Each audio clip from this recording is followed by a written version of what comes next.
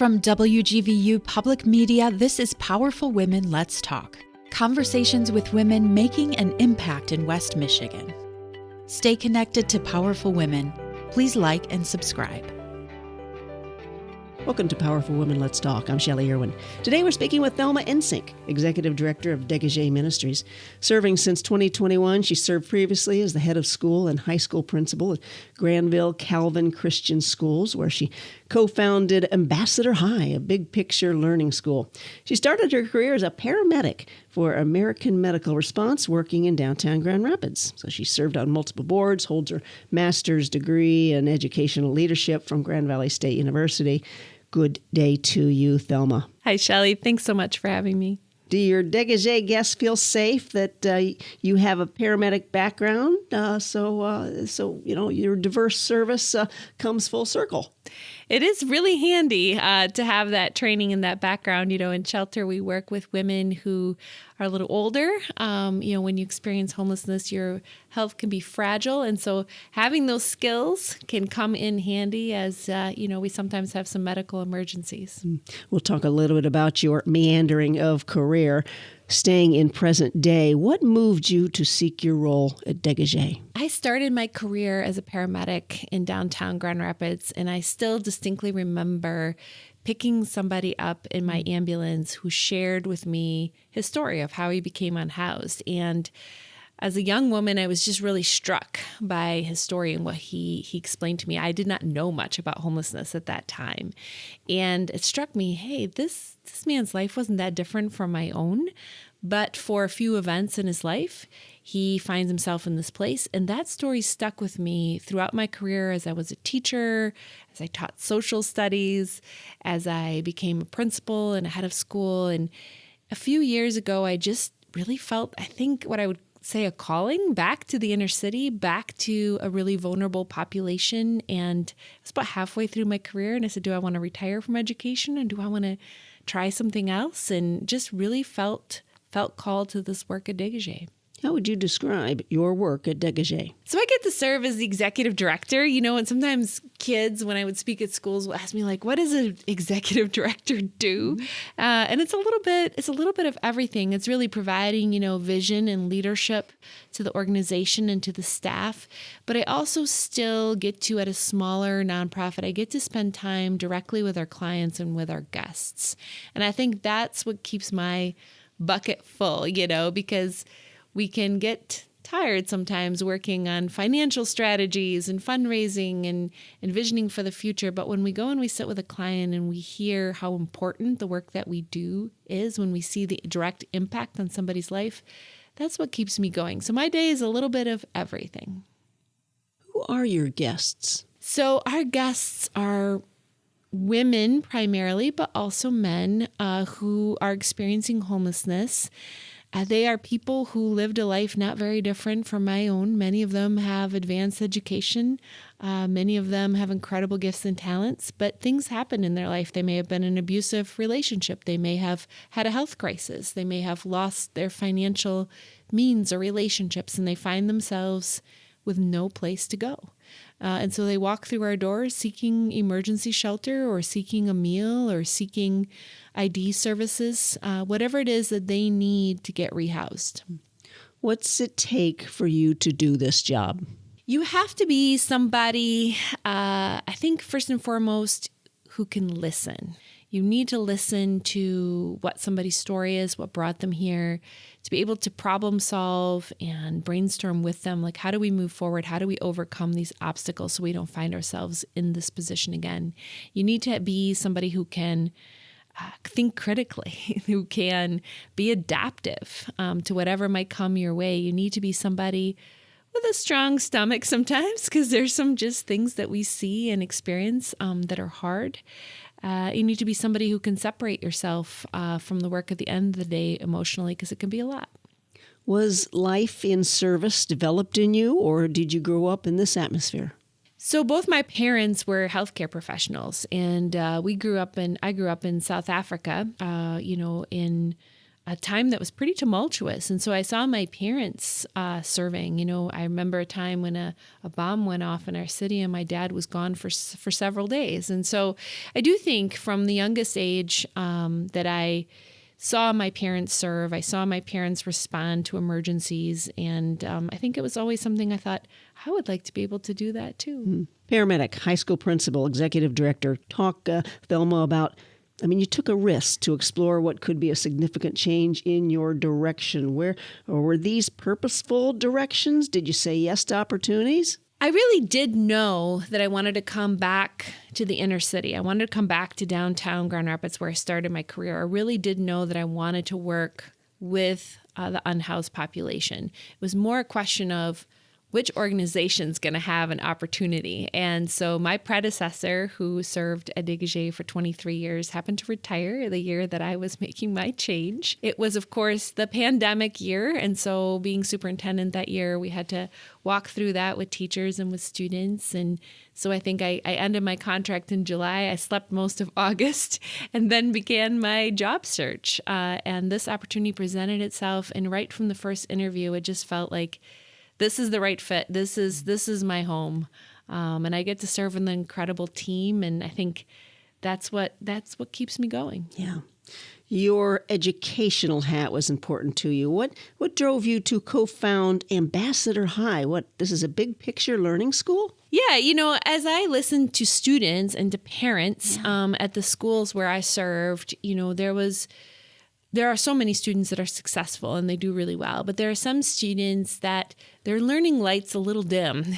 They're not as excited about learning or about education. And so I started to ask myself, and my colleagues started asking ourselves the question of, what can we do for these students? How can we help that learning light turn on and shine bright again? And we really landed on this idea of kids love to learn through experience. They love to learn through projects. They love to see how learning impacts the real world. And that's what big picture learning is all about. It's about doing things in the work environment. It's about producing products or projects for real purposes in our community.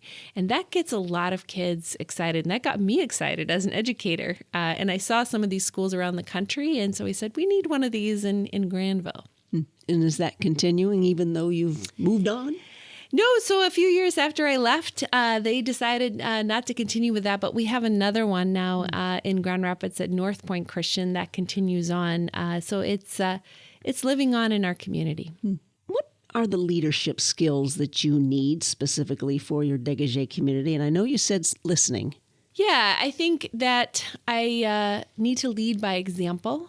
So living out our core values in what I do day to day. But it's also a lot about being able to problem solve and adapt. We think about homelessness not just as a Degage problem, but as a community problem. So more and more I'm being pulled into community conversations. How can we work across not only organizations, but with our city government, with other organizations, with our county government, our state government to solve for this problem. So you really have to be somebody who can see a pattern, can see where there might be opportunity for collaboration or innovation. I think innovation is probably a really important skill in the world we're in today. What do you expect of your guests? Well, we want to be a safe place that invites everybody to come in as they are. But once they arrive there, we really want to show them that we can resolve conflict in a peaceful way. Many of them come from traumatic situations and maybe haven't had that modeled for them. So that's something we sometimes have to reteach. We help them to feel safe so that they can heal from the traumatic events that they've experienced before. We do have some rules that are important for everybody to follow so everybody's safe. But really, we expect them to start their own healing journey, and that looks different for every single person. Does your soul ever experience frustration? Yeah, for sure. Yeah. Just like everyone else. You're human. Yeah, absolutely. And the work we do is really hard. So there are days you go home and you think, did we really make a difference today? Did we really move forward? And I encourage myself and my colleagues on those days to say, maybe it doesn't feel like homelessness is solved in Grand Rapids today, or maybe it doesn't even feel like we made a big impact today, but that's when we remember the individuals that we've impacted. That's when we look back and we see how many people are rehoused. That's when we look back and we see how many individuals are thriving. Then we know we've made an impact. So whenever I get frustrated or upset, I always tell myself to turn around and look back. Because good things have happened. Exactly. Looking back, and most likely looking forward under your leadership. How should we be educating the community about the unhoused? And is that the correct word? Yeah, I think we like to say unhoused or people experiencing homelessness. We don't want homelessness to define somebody. It's something that they're experiencing right now. I think the most important thing is to realize that there's a lot of misunderstandings around individuals experiencing homelessness. Some people think it is a choice. Some people think it is just mistakes they've made in their life, or it's almost always the result of substance use. And those things are big, broad strokes that don't capture the individual journey of each person. Most often, 55% of women that come into shelter at Degage, it is because they were in an abusive or an unhealthy relationship. So there's just so many layers of the onion to peel back when it comes to this. It is so much understanding why an individual experiences that, but also understanding as a community why we're experiencing that. There is discrimination in our community. There is inequality in our community. There are generational cycles of poverty that make people more vulnerable to these kinds of experiences. So it's really starting to understand it at an individual level, but also understanding it at a community and a systems level. Where did volunteer work in your personal life come? Because I know you're asking for volunteers as we speak. Yeah, I've always enjoyed it. Even as a young person, I remember, volunteering at church or volunteering in our community. And I actually got to volunteer at, Degage a couple of times and Guiding Light a couple of times when I was a young adult. My husband and I used to be youth leaders. And so we take our youth to serve. So I think, I've seen my parents serve my whole life, and it was something that was important to me too. How does the ministry of the title fit in your personal life? Yeah, I grew up as somebody who have never known a world without it being centered around God, right? I understood from the youngest age that God created the world, God created me. Any gifts I have are not my own. They're to be used to serve others. I grew up in a very conservative Dutch Reformed church in Africa, and over the years have, been on a spiritual journey that have taken me to different places and helped me to see how just wide and expansive and inclusive God's love is. But it's always been at the center of my life since birth. What is your call to the community when one is at the street corner asking for a hand up? What do we do?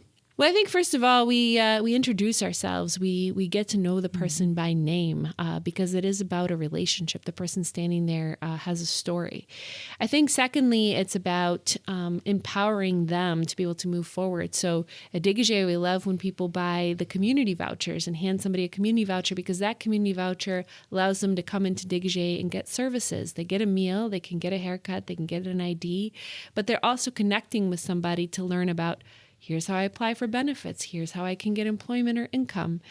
So I think that's the thing, is relationship number one and empowerment number two. You hit the ground running in the morning? I do. I'm a morning person. Yeah, my eyes pop open about 4:30 and try to get a little exercise in. Definitely need a good cup of coffee. And, get my kids ready to go to school. I have 3 kids. And then when I get to work, it's spending a few minutes in the dining room, just talking with guests, spending a few minutes talking with staff and catching up on what's happening in our lives beyond those walls.